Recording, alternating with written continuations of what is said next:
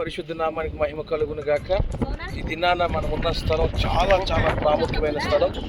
ఈ లోయను చూస్తున్నాం కదా, ఈ లోయ ప్రకటన గ్రంథం 19వ అధ్యాయంలో రాయబడినట్లుగా చివరి దినాల్లో యేసుక్రీస్తు ప్రభు వారికి క్రీస్తు విరోధికి ఇక్కడ యుద్ధం జరగబోతుంది. చూస్తున్న ఈ లోయ అర్మిగిద్యోను, ఈ లోయ ఇక్కడ ఈ లెఫ్ట్ సైడ్ ఉన్న ఈ పట్టణం ఏమో సునేమి పట్టణం, ఈ రైట్ సైడ్ ఉన్న ఈ పట్టణం ఏమో నాయిని పట్టణం.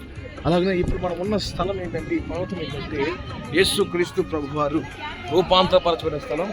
ఏలియా అలాగనే మోషే యేసు ప్రభు వారికి మేఘంలో కనపడి యేసు ప్రభు వారితో తండ్రిని దేవుడు మాట్లాడిన స్థలం ఇది. ఇక్కడ నాకు ప్రియ కుమారుడు, మీరు చెప్పినట్టు చేయండి దేవుడు చెప్పిన ఈ ప్రాంతాలన్నీ ఈ దినాన్న దేవుడు చూడడానికి కృపను అనుగ్రహించాడు. అందుని బట్టి దేవునికి మహిమ కలుగును గాక. మనం చూస్తున్న పర్వతం ఏదైతే ఉందో ఇదే తాబోరు పర్వతం. ఈ దినాన్న ఈ ప్రాంతం చూడడానికి దేవుడు సహాయం చేశాడు. అందుని బట్టి దేవునికి మహిమ కలుగును గాక. దేవుడు మిమ్మల్ని దీవించి ఆశీర్వదించును గాక. God bless you.